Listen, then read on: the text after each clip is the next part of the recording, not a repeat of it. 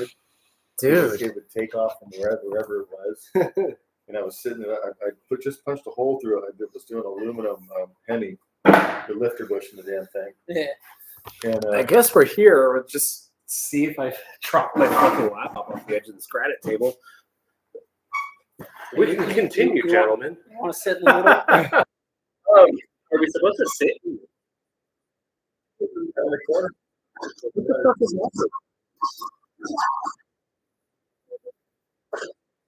We've got a commercial right over there. We had a commercial playing right in the middle of the live stream. So welcome. We are here for the fucking live stream. So I've got Max, who is the replacement for me at my old shop. And this is my next door neighbor. This is Pete. He does what we do. So, well, did once upon a time. And he worked on real hot roddy shit. So we're going to drink. We're going to answer questions. And it's going to be a good time. And if we're lucky, if you could be so graceful as to grab that sheet of paper, not my shipping label, off of here. We got a couple little questions, and looks like there's nobody here to talk about engine nonsense. So it's all good. But what were we just talking about? Me fucking up a Hemi block and having to repair it. When was this? Did you tell me that the story? Do you have a beer? You do have a beer. Okay. So, okay, I'm working on a 3-axis rod proper X65, F65. I'm setting up the program, so just bored through the bushing, or roughed on the bush hole for the bushing. It was at the bottom of the hole, and I was going to wrap it to number, wrap it to but I double pumped, and it went from the bottom of the hole diagonally out of the hole. Oh, it was bad. But you're a machinist, right? So I get on the phone, call up, get a hold of B. What's the B? Wicked stuff. I think it was BHJ. Getting the bushings from. And just had them set me up with one fat bushing. I was able to repair it, but it was the $1,800 solid carbide boring bar. Yeah. Yeah, it was the boss. And my gosh, have you had a big crash yet? I've had a couple. Like what? What did you crash? I've broken a couple probe tips. Oh, whatever. You haven't actually done real damage yet? Issues I had was trying to do scroll programs for valve covers. Oh, really? Yeah, I was always having issues with file space. The machine was being so antiquated. Yeah, I had my biggest crash was so it's the same surfacer that's at your shop now, except it used to live next to other things. There were benches on the left, benches on the right, and it was usually fine. You could park things right next to it. It was all good.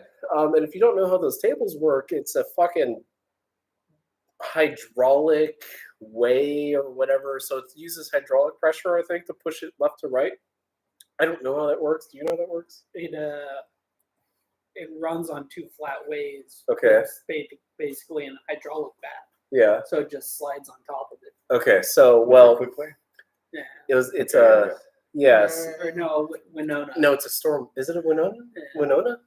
Whatever. It's a hydraulic table. It's not attached to anything. It just floats on top of the bed. Okay. I was surfacing a Jeep, and of course it was a 2-year-only Jeep. The table, as it traversed over, it would make its pass. Everything was all good, except I went, all right, I'm on my final pass. I'm going to run this thing real slow. Let me let this machine run in the background while I walk away and run another machine. Well, as it turns out, if that table runs into a roll cart that's right next to the machine, that roll cart will happen to lift the entire table up into the cutter head. And so if you don't know how much horsepower, 15, 20 horsepower is, big old motor, big guy, you don't want to stick your fingers in that. It'll definitely try to cut an iron Jeep head in half. And it makes it about I don't know, 3/4 of an inch deep before it stops trying to cut it in half. How much weld did it take to fix that one? Brad and I spent about, Brad's the owner of that shop.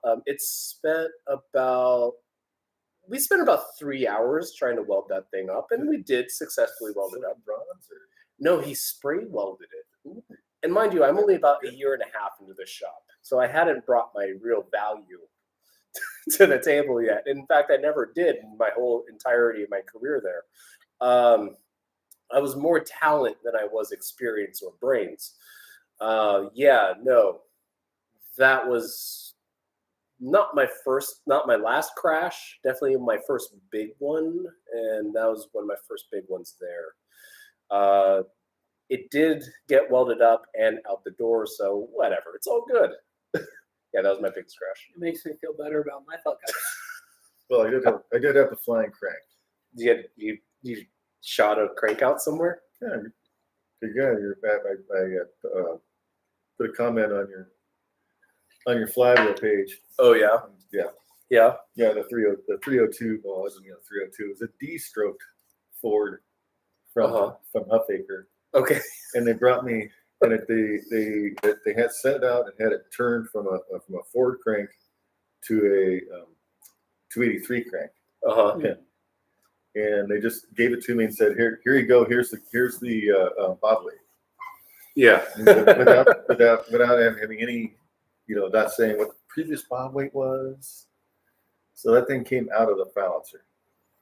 Nice. Yeah. Yeah. That's always a fun time. And it took a chunk out of your hand.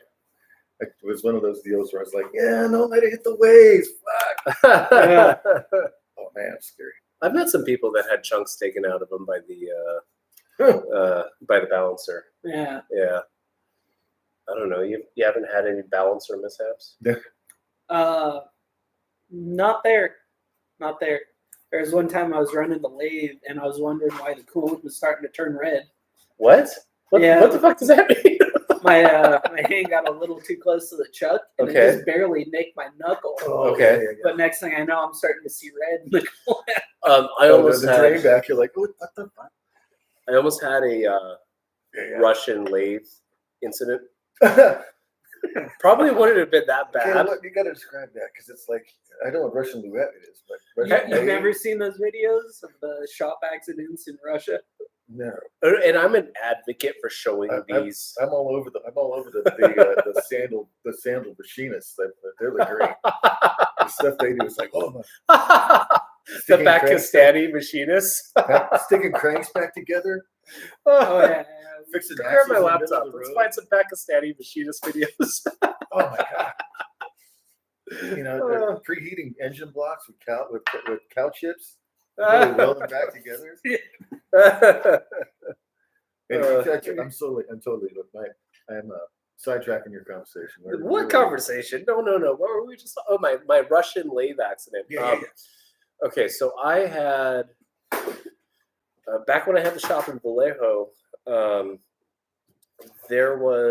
We had a great big giant lathe, and you could swing a 24-inch part.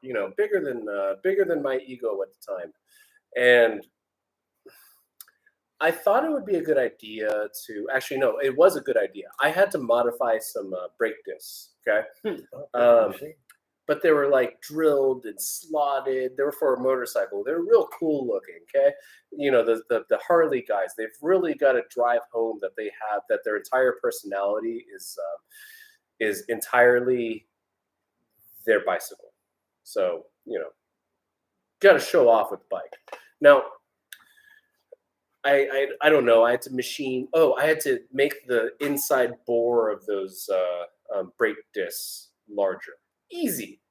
Okay, so I'm sitting here, made my machine, I made my modification, and I decided I'm just going to go with the machine off. I'm starting to feel around. Okay, is there a burr or something? Whatever it was a bad idea because I had one of my fingers inside of one of the holes in this brake rotor. And then I think I knocked off a part or a tool that was being stored on top of the machine. and it fell. And these lathes machinery tends to have a safety interlock built into the on-off switch. Apparently on that lathe, it wasn't working because that tool fell off of the top of the lathe, turned the machine on, and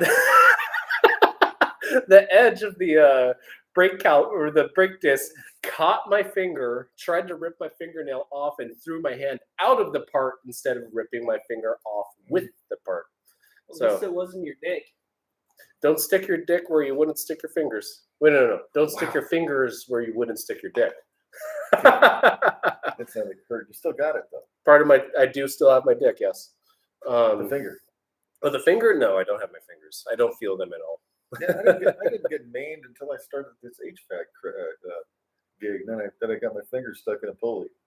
I got my hand stuck in a wire wheel on a bench grinder that still had a hand guard on it or a rest on it. Yeah. So the part got pulled into the grinder. This was when I was a teenager. Got pulled into the grinder, flung the part across the room, and then my hand was still there. And that's how I have this wonderful scar on my hand, which was a lot longer, but nature heals itself. And the master machinist at the shop I was at, I don't know what this guy's deal was, but he would always stand in the chip path. He'd come over and try and check your worth and step right into the chip path. I had to drive him to the hospital 3 times for shit in his eyes. It was. He might still be out there, but he'd walk around like this with his arm jacked up. That's what they're doing there. He had to have shoulder surgery. He tried to save us. He tried to save us from torquing stuff, but I put everything together. Oh shit! All right, let's go to our first question. So, Neon, what the fuck is happening here? Neon 570, biggest pain in the ass job you've ever had. I had a pro stock of some sort, or somebody's old pro stock cylinder heads roll through from the United Arab Emirates. And the man, despite the oil money, he had a budget. He was a sensible guy. He didn't want to replace the whole entire top end of his engine. And, don't let a small blow up stop you. So the thing rolls in, and I shit you fucking not, it was missing a chunk from the fist-sized chunk for the corner of the shoulder head. Oh yeah, no, the entire thing missing. So it was on nitro, so it just blew it off. Yeah, blew it off. Fuck yeah. It just torched it. Torched it. Yeah, once that stuff lights off, it'll burn anything. Oh yeah. No, cylinder pressure. It's a hell of a thing. Yep. And I sat there welded for a day, a hard day, and I used probably 2 pounds of filler welding up this head, and a fist-sized chunk welded all up.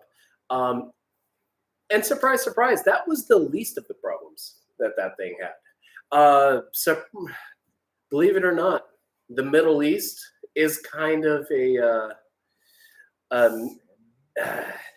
what I used this term the other day, and it wasn't racist, I swear.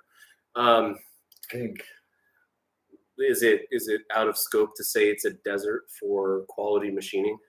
I had a better, cleverer term for it, but it's a wasteland. You can't get good work out there. It doesn't exist. Nobody wants to be there. Nobody wants to live there, unless you live there. So that was the biggest pain in the ass I think I had. Maybe, at least in my actual career. I've worked on other things that I could recall that were difficult, but that was kind of difficult.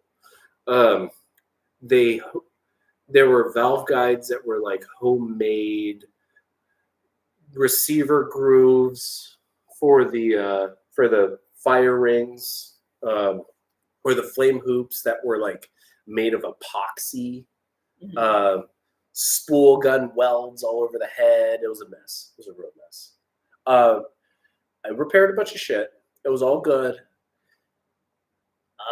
As far as I can tell, it's still running to this day. Somehow. But the standard's really low when it's strictly racing. I don't know. What about you? It's hard to say. It all blends together. This man gets a pass. Anything difficult that comes to mind? Oh, I'm trying to remember. My dyslexic brain is not pulling it up. It's not a Merlin. What was the other? Merlin? No, not the Merlin. It was Allison. Okay. We Some had- kind of tank engine? We had no. It was they were aircraft. Oh, but the plane engine. Yeah. this fella from Washington State was flying these because he couldn't find anybody to deal with. Yeah. And we had the what was it? What was that damn? It was not a Rottler. Oh, it was a really fancy 10 stone diamond head. Okay. Some kind of Tennessee It abrasive. was a CNC hone. Yeah. And he'd bring us these things that were straight out of storage, and want us to bore them to size. And it was like an offie. Okay. So you had to machine it towards the head, Yeah. or towards the combustion chamber. Yeah. So just get them in the machine because they're it's a 6-cylinder bank. They're almost 4 feet long. It's a 5.5-inch bore, 7.5-inch stroke. Jesus. Yeah. So you got this long ass bore, and this material would come off like wire when you tried to hone it, and you'd have to stop and pull it up and rake this stuff off. And to get them straight, that was the other deal, because the bores were held in place with a crown bolt that was put in with a 10-foot lever, Yeah. and you pushed until the bench moved, kind of thing, So these things were in there like a can. Yeah, they would be rippled because they were so long as the sleeves. Yeah. To get the fucking thing straight was just such a pain in the ass. The material was so hard. Did it have to be straight though? They were going back in planes, Was it literally going back in? It was the motors were a work of art. It was a pickle and fork rod, Yeah. and they were just like, and it was polished, and it was and they were made by Cadillac. The rods were. It was just like, oh my gosh, this stuff is just gorgeous. Had the Cadillac stained in the rod symbols. Nice. I've got a plane story. When I was at his job, still a young apprentice, Once long ago, we got a Cessna engine mount in that it had a crack. And boss goes, "Hey, Josh, we need to weld this up." Yeah, I go, "Yeah, no problem. I got you. I'm the champ." I thought I was a real gangster with the welder then. A real hero. And I'm starting welding on this thing, and it's all fine. The thing was sandblasted, and the thing with the sandblasting is it embeds that abrasive in there. So then what happens is you get these little glossy, brown, glassy silicate deposits at the top of your weld. It doesn't affect anything, but it's kind of ugly. But it welded good. It was just chromoly, nothing special. I'm getting this thing welded up. It had a couple little simple joints. Mind you, this engine mount is also the structure of the plane. So for good reason, you want it to be not cracked. So I'm welding it all up, and I'm sitting there waiting for it to cool off. I'm getting ready. No, I don't know. I didn't hear anything crack. I go back to do another pass on it, and I get a puff, like oh, what the fuck was that? I feel heat. I lift my helmet up, and there's a flame like this, just spouting out of the top of the mount. Was it filled with nitrogen or No, it was filled with okay, no. Before I get ahead of myself, I walk over to Brad, the owner of the shop, and I go, "Hey, your engine mount's on fire." He goes, "Oh yeah, I forgot to tell you, they're filled with oil." And he walks over with me and he goes, "You see these rivets all over this engine mount?" He goes, "They fill them up with oil, plug the hole with these aluminum rivets, and then that way You can check for cracks. Yeah, you see an oil leak coming out of the engine mount. It's a tubular structure. That way you can see that the mount is damaged." And I go, all right. Yeah. I guess it's all good. I'll like pop one of the rivets out, Yeah. drained it, and finished the job. But yeah, that was my plane story. And then it had to be sent out and X-rayed or X-rayed. It had to be X-rayed and approved for reuse. Yeah, And there's some FAA stuff. And the inspector passed it, and he goes, I don't like this. I left the silicate glass on top of the weld. It doesn't do anything. He was like, I don't like seeing that. I go, okay. It doesn't. Did the weld pass X-ray? He goes, yeah. But I don't want to see that. I go, okay. Then I'll buff it off next time. So we passed it. It went back. As far as I know, a plane hasn't fallen out of the sky due to my poor welding skills. Let's see. What else we got here? Do we want to talk about straightening heads? I don't think so. Straightening inline 6 and V12 heads. They're long. If they're extra thick, they don't want to straighten. You get them really hot and you pull them down, force them to go places they don't want to go. It's almost, I don't even want to say this word because I'll probably get demonetized, but you straighten them against their will. It's like praying the gay away. Let's see. What else? Ever convert small block Chevy or other heads to LS1 valves? LS1 valves are pretty common. You can put LS1 valves in old Chevys. Same thing with old Fords. They're about the same length. Allison motors are common in pulling tractors. a whole bunch of torque. A whole bunch of torque. I had someone ask me if I wanted to port a set of Rolls-Royce V16 heads or something like that. I think it was an air-cooled. No, I don't think it was air-cooled. It was like a giant almost 20-liter tank motor that was in a tractor for tractor pulling, and he had 2 turbos or 4 turbos hanging off of it. At least. But how many, think about that. How many liters? Yeah, something to the effect of like 4,000 horsepower, if not better. So if you had to, how many hours would you bid for that job? 100 at least. At least. Oh yeah, that guy. And I'm sure if you own multiple World War II era tank engines and have them modified inside of a tractor for pulling, I'm sure you've got a little bit of expendable income. At the end of the day, like many of my ex-girlfriends, I ghosted him. So I left him hanging. Let's see. Do we have some questions here? Let's see. How do you wear pants or a shirt in the shop? That's dangerous. I don't wear clothes in the shop. It's usually just the apron. And it's a real vibe. My wife goes on the camera and she goes, "What the fuck are you doing?" I go, I'm just in my zone. Yeah, but Brad's not a big fan of that one either. Have you ever seen Brad naked? Because I have. I've seen that man cry before. I believe the naked part, but not so much the crying. It's just a little bit of man.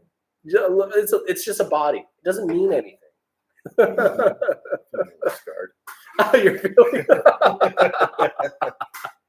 the Gen Xer in the room is really feeling uncomfortable with this conversation. Yeah, even when I was traveling with the NHRA team, I got my own room.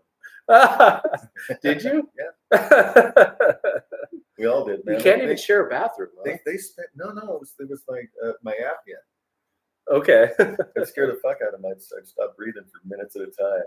Oh, so you're sitting there half dead on the bed, and you're sitting there. I finally started traveling with the machine just before the wife said, "You gotta stop traveling." So the reality is that people can't sleep in the room with you. Pretty much. You instill panic in them. I'm told I have sleep apnea. I don't believe it. I just snore. It doesn't mean anything. It's just a snore. Everybody snores. Yeah, the wife left. I stopped using that machine. Well, you can be kept up by the machine, or you can be kept up by the apnea. All right, Skyline Fever. I see a lot of videos of dual overhead cam and single overhead cam engines where the cams ride directly on the aluminum and the cam journals are trashed. How do you deal with it? Junk it. With good reason. Probably because it's replaceable. If it's irreplaceable, I mean, what do you do? I mean, I just got myself into trouble with a friend of mine. You could line bore it, but is it worth it? It screws all kinds of shit up if you line bore a head, an overhead cam head. So you just got to be prepared to deal with that.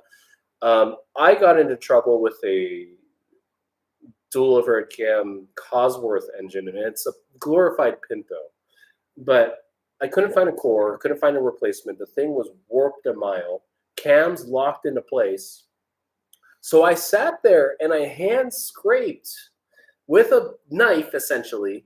I scraped the bearings into place to the point where I could get the cam to spin. Not only that, I straightened the head. He straightened the head. Yeah, I remember that one. Yeah.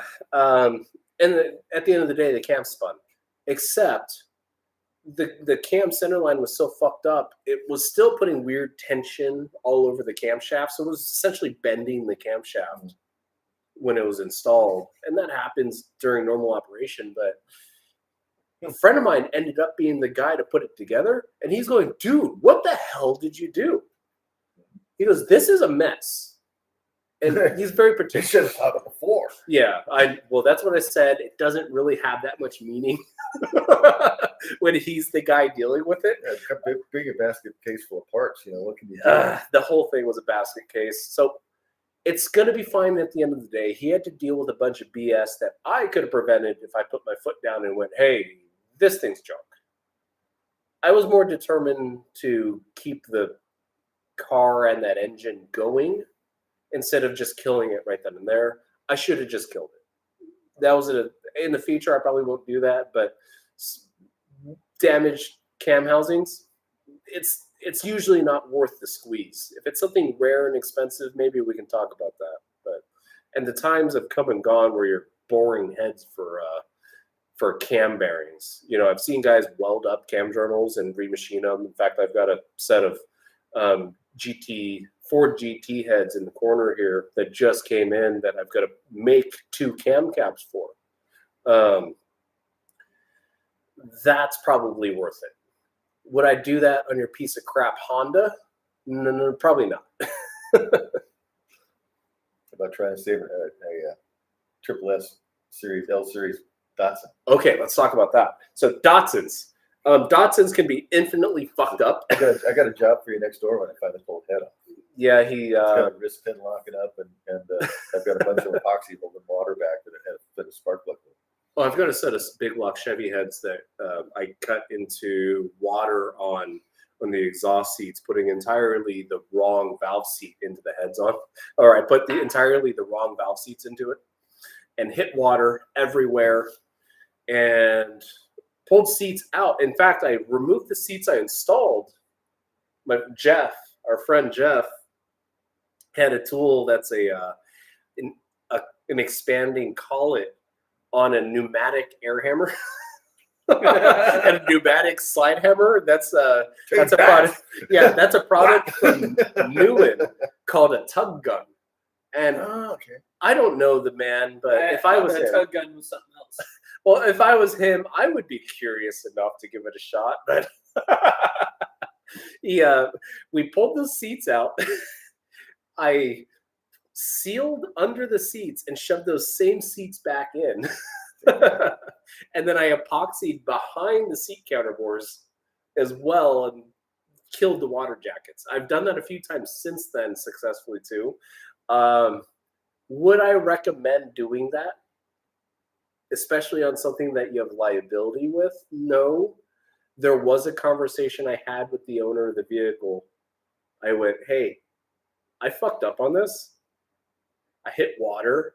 Oh, and by the way, there were, again, numbers matching 6-month only big block Chevy castings that were like, I found one set at the time on eBay and a pair was like $6,000 to replace. Man. I called him up and I go, hey, I really screwed up on this. I go, I'll do anything it takes to get this sorted out. I'll send it out to get welded, this and that. And he goes, dude, I found those heads that were numbers matching for this car at a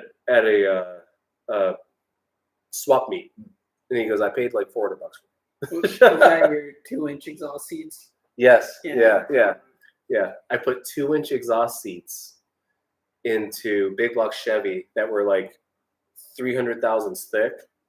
I put them in at full depth and hit water. And I probably wouldn't have hit water if the heads weren't all rotted away. But here we are. It's still running to this day. It's actually Dustin from American Classics. No, not. Dustin from Driveway Finds. It's his dad's car. Okay. Oh, L series. So L series. L series, those big 2 and I don't know, Yeah. They're 2 huge. 2 3/8 cam journals. Yeah, big old cam journals. I've got an L series cam. Here was my L series cam. Let's see. Speaking of which, if you're interested, my buddy's got an L24 block he's trying to give away. Nope. You can have it. Okay. Ah. There you go. No, I guess I was exaggerating. Oh, It's exaggerating huge, as though. usual. No, that's it. Is it L series? Yeah, it's L series. That's an L series. This is an L So that's L24 cam. so that's right at 2-inch then. Yeah, it's About pretty damn large. In 50 fact, millimeter. I would say it that way. so it's pretty good. Do you have to hold it like that? It's either that or this. I mean, it's pretty straight as an arrow. Don't point that thing at me. So this is a Datsun L series camshaft. Big old journals on these things. The problem is that they got super warped and beat on. I mean, they were really great workhorses for the time, and especially compared to the unreliable options that you had in the European market. The American cars weren't really that great. Cam chains for cam chains. Yeah, I mean, these things were popular. People loved them, and people still love them to this day. I mean, what's the oldest L series at this point? I mean, they're 50, almost 60 years old. Like 68. Yeah, so I mean, they're almost 60 years old, if not older. I mean, U series also was a similar thing. So that's like the Datsun Roadster. Yeah, you two got. That's an even worse bastard. They had problems. So the nice thing about those is the cam towers, the housings that this cam rides in, they're their own piece. They're interchangeable from head to head because they weren't bored specifically for the head. So really the thing that you need to worry about is the top of the head flat.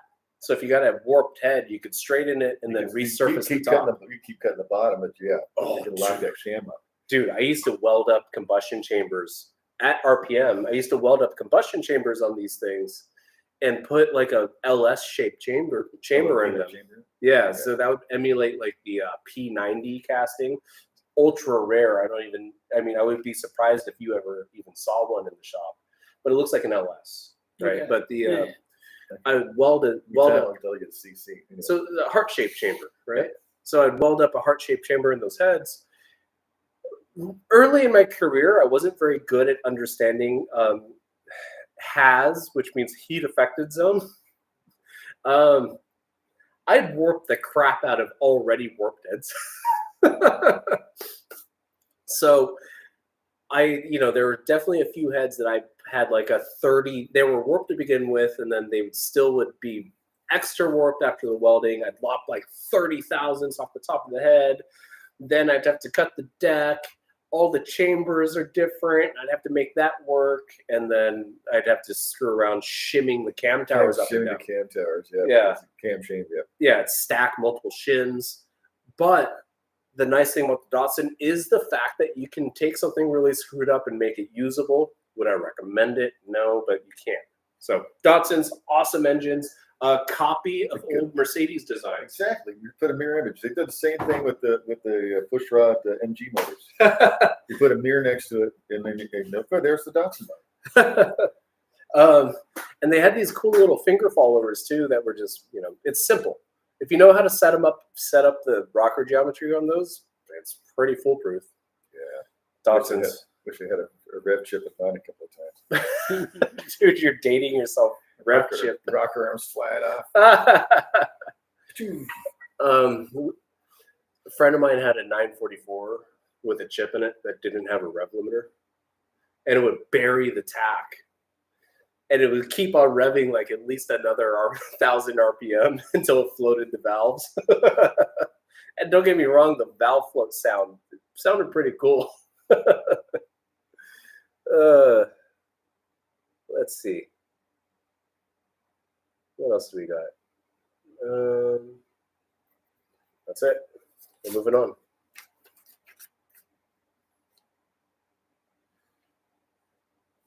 Were SPI seats garbage when you were around?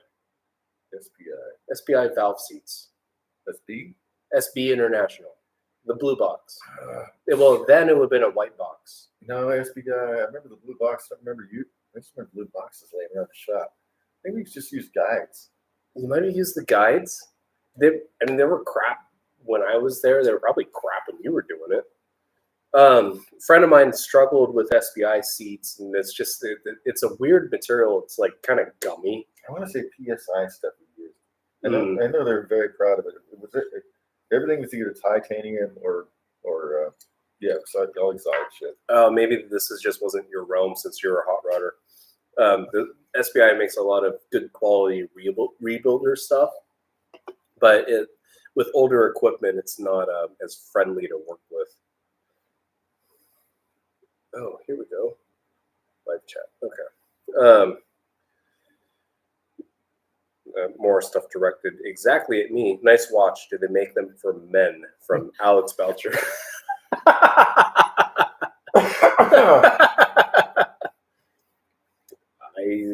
I'm pretty hetero-flexible. Wait, no. Fluid. I'm pretty gender fluid. That's gonna get me demonetized. What's wrong with women's watches and fruity drinks? I am having a fruity drink. It's a whiskey sour with a couple lemon seeds floating around in it, but I can't afford to drink out anymore, so I'm drinking at home. There you go. California, I'm sure they're going to put some kind of tax on it. California. There's 16 people in here, but not nearly enough questions. I don't know. You just had a big fiasco with a big block. A lot of rotted out garbage. Yeah. Yeah, the just get it running again job that turns into way too much time, way too much shit. But what's get it running again really mean? Because that standard is different for a lot of people. I mean, I drive around you've ridden in my truck. It's all spring. It fires on all 8, right? It does fire on all 8, especially when it's warm. Worst numbers matching story was a fellow had a nice Camaro 396. Mm-hmm. Took it to Wednesday night drags. Mm-hmm. Made a couple passes. Ooh, big vibration. Drove it home. Yeah. Broke the crank. Oh, nice. Broke the crank at the rear journal. But it was driving the thing. He busted all the mains out of the block. Oh, you know what? That happens. It took us months, but we came up with a numbers matching block and put it back together. Oh, shit. Yeah. Yeah, I think saw. he busted it up, man. It was just you could lift the crank out with the 2 rear caps. Wow. The 2 rear mains. Yeah. Bolted to it. Yeah. Like the 6 liter. Do you have the crank? Yeah, I remember my wall of shame stuff I brought. You do have a wall of shame. My 6 liter that came out of my Suburban, it was one of those stories. Original owner takes it to one of those quickie lube places. They forget to put oil in it, and it sat in our old boss's, my old boss's back field for 6-7 years. I buy the thing, pull the motor out, and go, "Oh, I'll save this block for something." I couldn't use a big enough hammer to get that engine split apart. And when I finally got it split apart enough to see the real damage, it spun all the main bearings and then split. And this is an iron LS block, mind you, tough as can be. Split the block right in half, up the main, all the way up to the cam housings, up to the cam board. Seen it. Yeah, that's pretty common, especially when you're lacking lubricity in your life. Older women over 50 would know exactly what that means. Real quick though, can we get a shout out for Brad's Field? Brad's Field? Brad's Field? Yeah, it's done a lot of us justice, especially when your car dies and needs a place to live. Easier to go out and around out there. We've both had dead cars in the back end or in Brad's backfield multiple times. My Suburban's gone back there several times. Your Subaru is currently not there, but how long was it there? Only a couple years. Only a couple years. That's pretty good. Yeah. But the mice need homes. The mice do need homes, and that truck always had a weird parasitic draw in the electrical system. And then another thing it would do was when you would accelerate wide open, all the lights in the car would dim. That thing boogied though with the LS3 that I had in it. That'd be a good one for the radio. What's that? Do it down on the AM radio at like 540 hertz. And you can take it around the motor and find. Oh, dude. I'm sorry, I'm old school, but that's pretty old school. We used to do shit like that on the dyno, and that's why I've got bad hearing. They'd load the motor, and I'd go in there with the radio, and you'd go along. It's like, fuck, there it is, right there. Take you right to it. Okay, that's a bad plug wire right there. Oh, here's a good one. Skyline Fever again with the bangers. What car turned you guys into car guys? Okay, I'll start. I was like 15 or 14. I had some older friends, bad influences. I met them through fighting. Okay, so I did mixed martial arts was just getting really popular at the time. And a guy that I trained with, I was talking to him about my first car, and I was looking at all these different things. And I wanted to buy one of these Japanese import cars, as you do when you're a young kid. And he goes, I'll show you a cool 4-cylinder. And he takes me out, him and his friend on Veterans Day. They take me street racing in 944 turbos that were quote unquote gangster tuned with wideband fuel, air fuel gauges, fuel pressure, homemade fuel pressure regulators and homemade boost controllers out of plumbing fittings. And it took me, and we went racing against a group of Hondas one night. I think that was the fastest I'd ever been in a car for a pretty big portion of my life.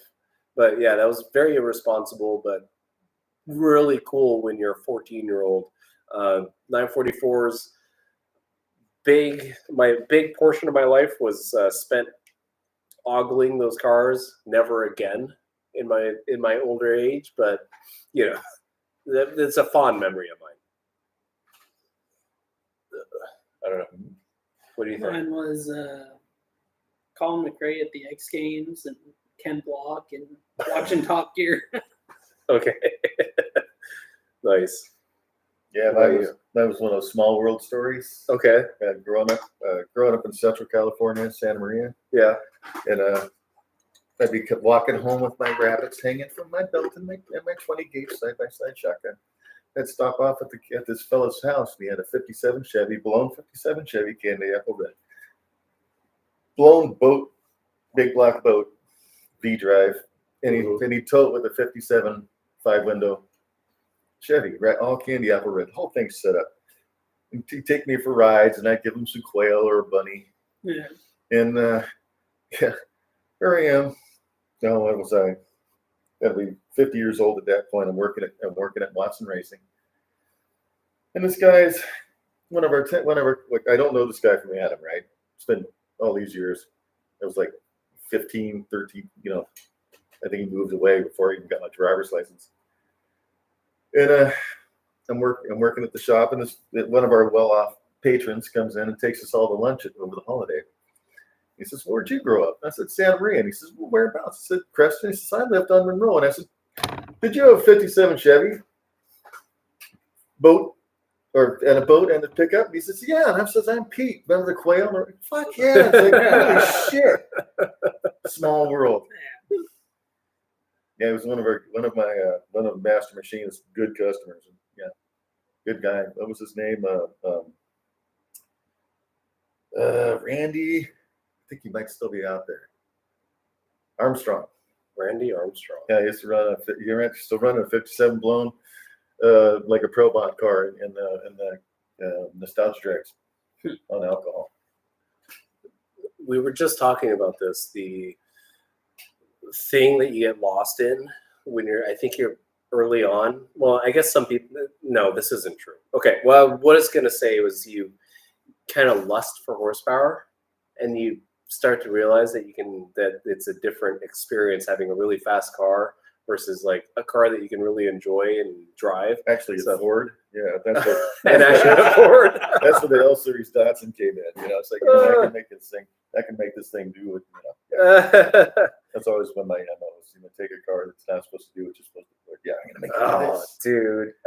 My point of view, not a popular point of view, is you're just making the car worse because you're doing things that it wasn't designed to do. Yeah, see, that's the thing. This is a me thing. I'm not saying has to be your thing, but yeah. No, well, it's like the Catalina rides like a NASCAR the day, but yeah, it's still fun to drive. Catalina is still fun to drive. Someday. Especially, we should probably get a fuel injection put on that so you can go rip on it and get it put up for sale. So if anyone wants to buy a real sweet Catalina with a big stroker engine, well, that's the deal. It's one next door. That's the motor. That's the deal. The motor's probably worth $24,000, but the car is probably worth $24,000. No, maybe 10, 18. It's a Pontiac. It's not a Mopar. Doesn't matter what you do. Got a lot of Porsche questions here for you. There are Porsche questions. Someone's asking about your opinion on 996 bore scoring. Replate, they're not plated, they're alusil. We can talk about that. Or use LN Engineering sleeves. LN Engineering doesn't sleeve their blocks. They do a Nicosil coating on the cylinders, and that's done by Millennium Technologies, who's big in the dirt bike world, or bike world. So they just put a layer of coating over the top? Yeah, it's a PVD coating. Well, I don't know what. It's not a PVD coating, but it's a deposited hard coating on the cylinder bore that can be honed, and it's tough. I mean, all the Porsche air-cooled engines had a Nicosil coating, and a lot of dirt bikes have those. It's valid and it's a good coating, but fuck, they're unforgiving when you overheat them or run them out of oil. But so is alusil. This is of your era, Chevy Vega. Poor things. Chevy Vega was one of the first mass-produced implementations of alusil, and alusil is just bad. It was pretty bad. So alusil is an aluminum cylinder with a matrix of silicon throughout the casting. So you hone it like normal, but then you remove that aluminum layer with a lapping compound, essentially. Same thing you lap valves with. And then what's left is this hard silicon layer that the rings ride on. But the problem is you've still have an aluminum base material with an aluminum piston, and aluminum on aluminum doesn't work nice because it just can't help itself but want to make babies with each other. So you have to have special coatings on the piston to play nice with the similar materials. So like Porsche engines had a cast iron or a ferritic based coating on the pistons that worked as that lubricity dissimilar bearing surface material, and it worked really well until that coating went away. But I mean, it's been a thing since the 70s. It's still a thing today. Toyota, all the German brands, it's still common. Vehicles are still made and run every day with these stupid aluminum cylinders. I mean, I own one. Bore scoring in Porsches, Probably has to do with lack of maintenance, overheating, neglect, lack of maintenance and neglect, and probably a little bit of luck because there were coating changes over the years where they went from a ferritic iron-based coating to a plastic PTFE Teflon-based coating. But not to discredit Teflon plastic skirt coatings on a piston, because like if you buy a set of pistons from Cosworth, they come with a plastic coating on the piston skirt. It's just a thing. It doesn't mean it's a bad thing. It's just a different thing. It may be less forgiving than neglect, but that's your fault. Don't blame me. I don't know. Yeah, that was it for the Porsche questions. I do not desire a 944 ever again.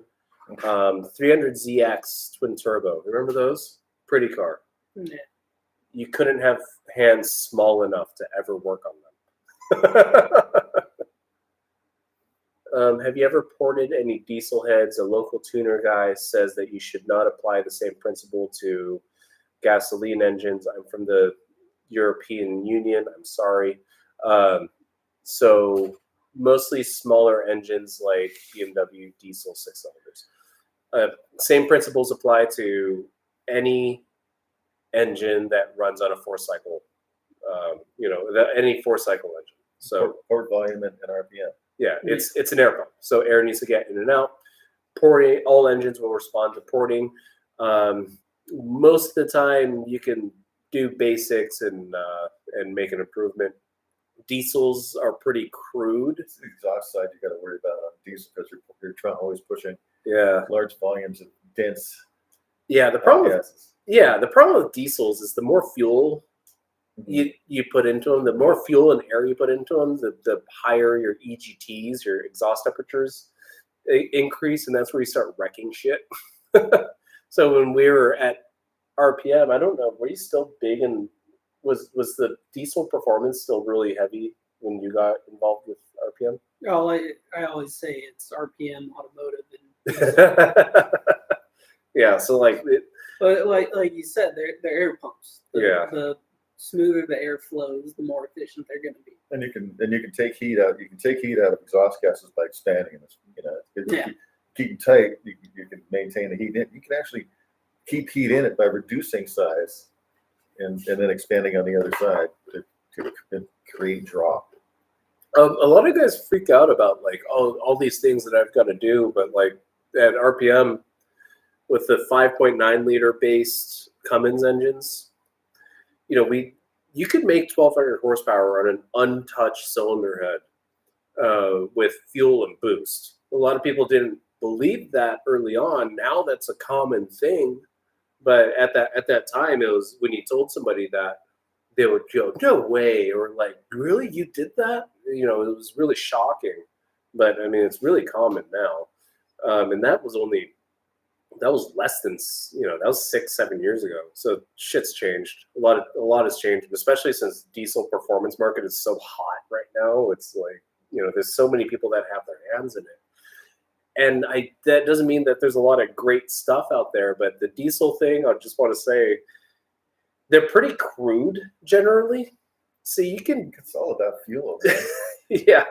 So you can do quite a bit and do quite a bit wrong, and you can make an improvement.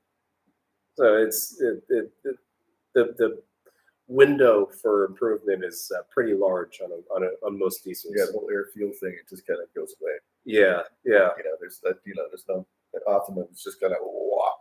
Yeah, it's with the diesel, it's fuel timing and how much fuel and air can you shove in there. And then the problem with, I'll use the Cummins specifically. The problem is holding it all together. If that fuel and air doesn't have anywhere to go, you'll pretty typically split the cylinders off the top of the block, and the cylinders will go up into the sky, total the truck, and the crank and rods will still be sitting there attached to the chassis. Everybody's seen that tractor pull. Yeah. So now now with how big the diesel stuff is, it's they'll literally run straps to the chassis and attach them to the block to catch the block. Yeah, liability for the crowds. Yeah, Dude, insanity. cut themselves in half. Yeah. Lengthwise, longitudinally, horizontally. Did you have any Swinging good rods or blow-ups splitting heads. with the diesels? On the dyno? No, just like any at all. Like anything you worked on came back with a blow up. Couple things lifting the heads off the block, but nothing that blew up. Nothing catastrophic. No. I had one that was almost catastrophic. And this was the end of my involvement in this engine program. We used to put in powdered metal valve seats into the diesels, and they're great, I think, in a stock to like stock plus application, you know, a little bit of power outer. It's cool. But this thing was making like 2,500 horsepower, mind you, with no cooling in the block. It was only had water running through the head. After one season, it came apart. I think what was happening was it kept popping head gaskets. Well, I have the head apart, do some work to it. The guy kept popping head gaskets again, and he has the thing all the way in pieces. I couldn't find anything wrong with the head. And then he starts prying on the valve seats, and the valve seats came apart in pieces, just on the bench. It just hammered them into pieces. Yeah, so they were either broken and cracked in pieces, or they became so brittle with the temperature Yeah. that prying was enough to split it apart. But that was the closest I got to a big blow up with the diesels. It's decentered them. It decentered them. Yeah, that's exactly true. Yeah, so I think that temperature made things a touch fragile. So, Like my dad always said, that's because of the temperature. all right. Well, it's 3:00. I think that's it. That's the end of the live stream. So thanks guys for coming. I think we can put a pin in it here because we're all hungry and we're going to barbecue. Oh, So it's that time. We're only here for an hour. it's like Yeah. that fast. That fast. That went by fast. I told you it would be easy. So So not a freckle past the hair. a freckle, a blonde one past the cut hair. So thank you guys for joining. So we'll see. I'll get this edited and put it up tonight along with this weekend's video. So appreciate it. I'll see you guys.